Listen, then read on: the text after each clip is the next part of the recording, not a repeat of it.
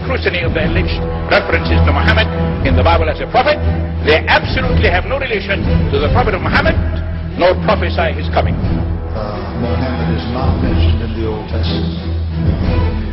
Muhammad is not mentioned anywhere from Genesis to Revelation. Muhammad is God true messenger. That's a joke.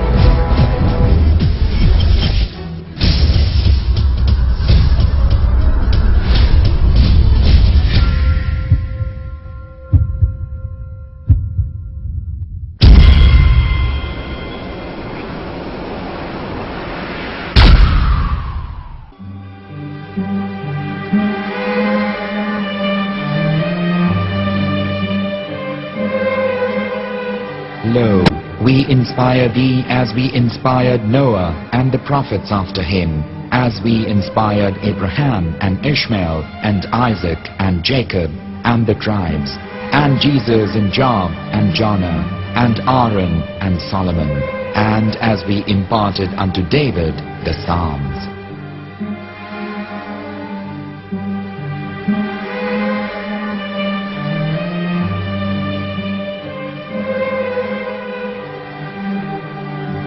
The verse we've just heard is from chapter 4 of the Quran.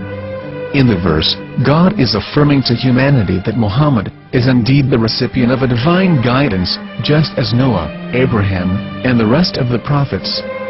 However, some Christians and Jews today don't believe that Muhammad was a prophet and the covenant that God made with Abraham. And since the Quran is not their book of authority, in this video I'm going to show you that the book you're holding in your hands contains the name off the seal of prophethood, the Prophet Muhammad.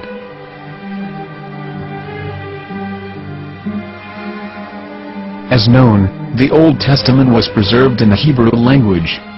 In the 5th chapter of the Shir HaShirim, which is one of the 5 Megillah or sacred scrolls that are part of the Hebrew Bible, or for short the Song of Solomon, as Christians know it today.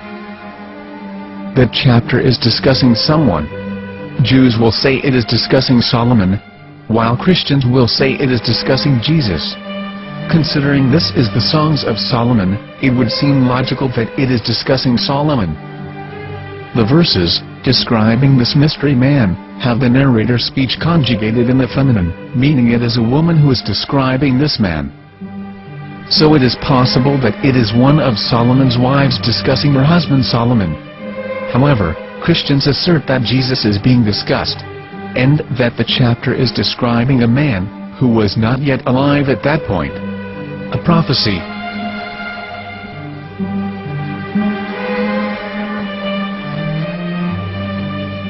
In reading the English translation of Song of Songs 5:16, it finishes the description by saying, "He is altogether lovely," but what most people don't know is that the name of that man was given in the original Megillah. Here is verse 16, and how it is written in ancient Hebrew, before introducing the vowels, in the 8th century. From the Hebrew Bible, on scripturetext.com. Here is the word in question.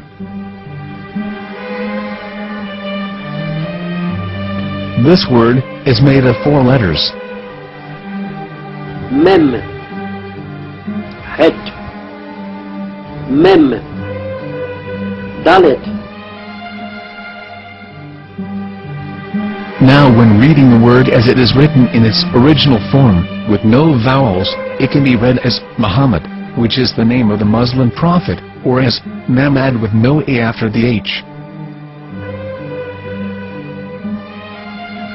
According to Ben Yehuda's Hebrew English Dictionary, it is correctly pronounced as Muhammad, not Mamad. So how we're going to know for sure if it's pronounced as Muhammad, the Muslim prophet, or as Mamad, a random Hebrew word? The only way is to give the verse to a rabbi and say to him, "Please read."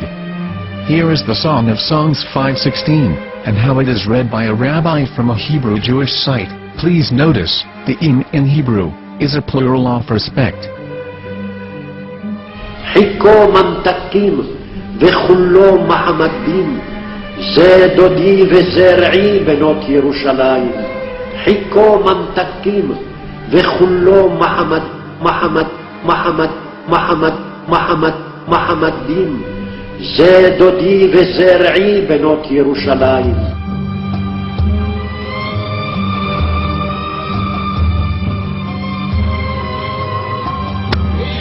Coming out from the darkness, there are no other gods but God, and Muhammad is his messenger.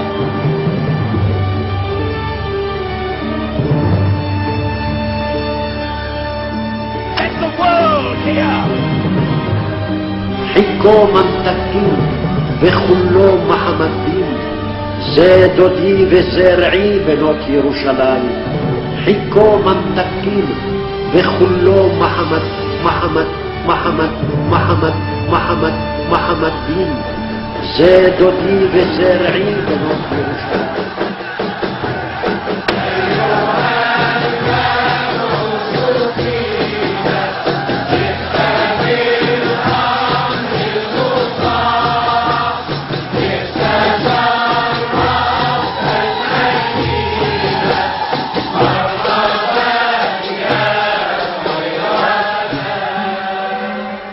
Here is the famous SDL translation tool, which includes a professional human translation as well as an online translation.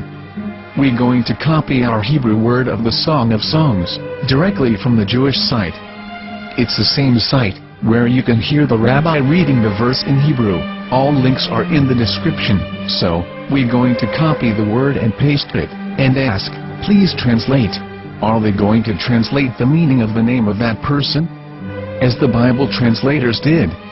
Which is the praised and the lovely one, or are they going to keep the name as it is? Well, see it yourself. Here is the World Lingo translator. The result is the same. It's Muhammad. You have no right. You have no right to translate names of people. Anybody. Your name should be retained. Mr. Black is Mr. Black, though he's white. You have no right to translate names of people. But they have been doing that. Muhammad they translated as altogether love. But the word Muhammad in the Hebrew language, the word Muhammad in the Hebrew language.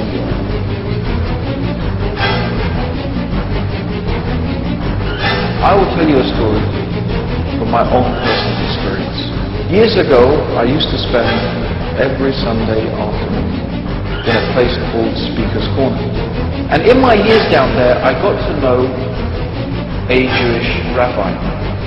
He was a very nice man. He used to listen to me, and he was always very polite and talked about Islam in a very nice way. And one day, during one of our conversations after some years, I thought that it was about time I should invite him to Islam. So I said to him, you know, my friend, we have been talking now for many years, and even you have admitted to me that Muhammad is a prophet. So why then do you not embrace Islam?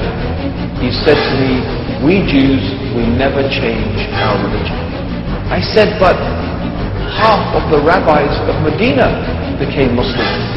He said, that is true, but still, we Jews never change our religion.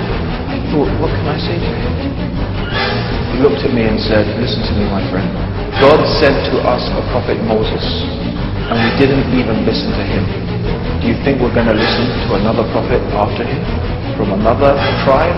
From another people? When he said that, I had nothing left to say. He knew that Muhammad was a prophet. In fact, another rabbi also came up to me and he said to me, we know Muhammad is a prophet, and he quoted to me a passage from the Bible.